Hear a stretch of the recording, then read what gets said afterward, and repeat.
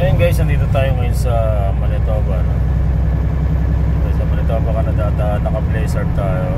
Makikita nyo, blizzard warning tayo. Yan, umaraw na siya, pero ang lakas ng hangin. Malakas yung hangin sa labas, eh. Halos di na makita yung kalsada kasi malakas yung hangin. Kaya yung mga snow, makikita nyo yung dinadaan namin. Yung snow, nakita yung ng hangin yan. Maano na yung snow niya, tumatawid na sa kalsada. Yun, malakas yung hangin. Naka-blizzard warning tayo dito sa may Manitoba, no? Manitoba, so papunta kaming Winnipeg. At i-deliver lang namin tong load namin galing Calgary. Then balik na ulit tayo para sa atin na truck service. Umaraw na siya, pero grabe lamig sa labas. Baka ano na yung tarp niyan, titigas. Mahirap na naman mahirap na naman magtiklop.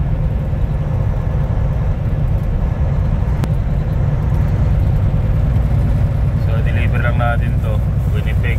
Then balik na tayo ng hindi natin kung anong final decision ng mga sa loob.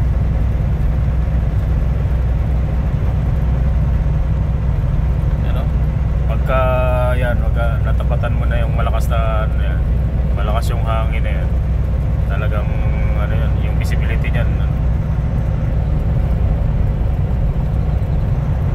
nag-aalalay lang itong mga to ang takbo. Halos di na rin makita yung kalsada.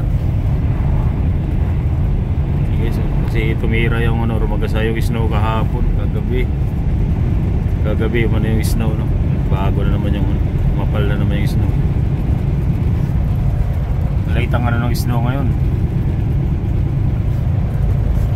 kasi late siya nag-umpisa. Ngayon March na ngayon. Hindi maganda ang ngayon, hindi maganda ang panahon.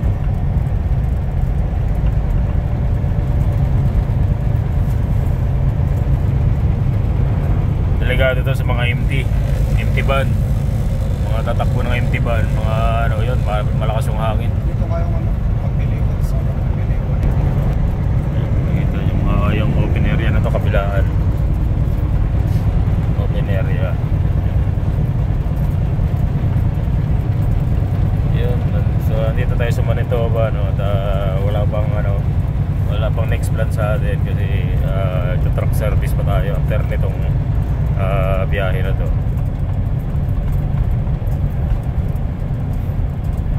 Pero itong biyahe, balik ulit tayo ng standback para sa truck service. Hindi ko lang alam kung anong gagawin dito. Pero malaman yan, check lang ng mga yan.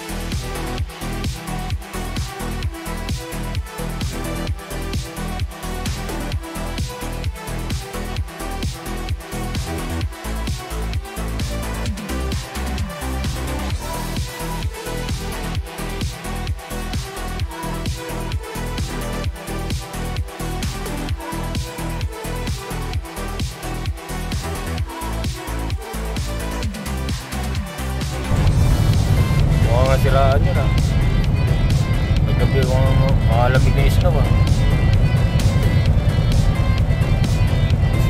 Yung iba dito, pag nasiraan dito sa gilid at hindi na kaya, mag-aaral na iwan yung sasakyan dito, wala na, mag-aaral na yun, mag-hotel na sa mamatay ka sa lamig.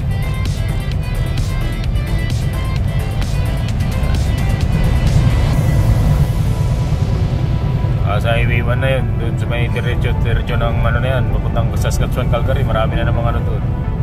Aksidente doon. Iba yung mga matutulin magpatakbo.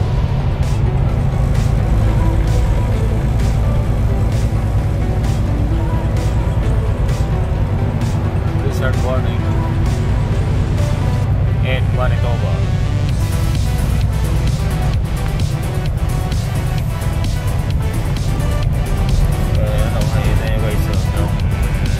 Hangin niya. Ayan, tumatawid sa kalsada yung ano. Tumatawid sa kalsada yung snow. Kasi yan, may malakas yung hangin yan.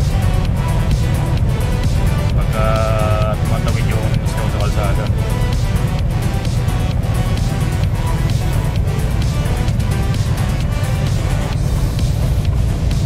Pero pag masyadong malakas, Mahirap pagka sa alikabok. Yung sasakyan mo kawawa. Yung van na yan, yung van nagbabagal, baka empty yan. Ramdam niya yung ano, malakas na hangin. Babagal yung van na yan.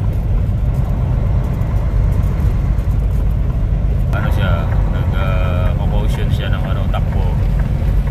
Kasi malakas yung hangin. Baka empty yan.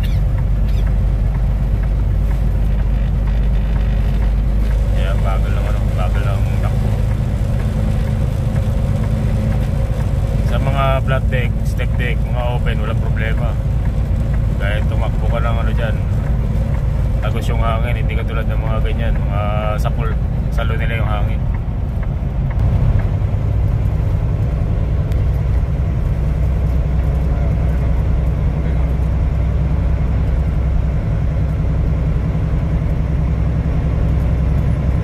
Kaya mo naman na overtake, di overtake mo.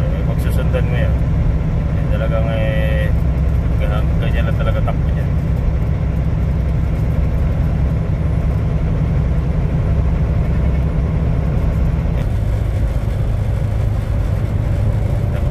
Nagbagal siya eh.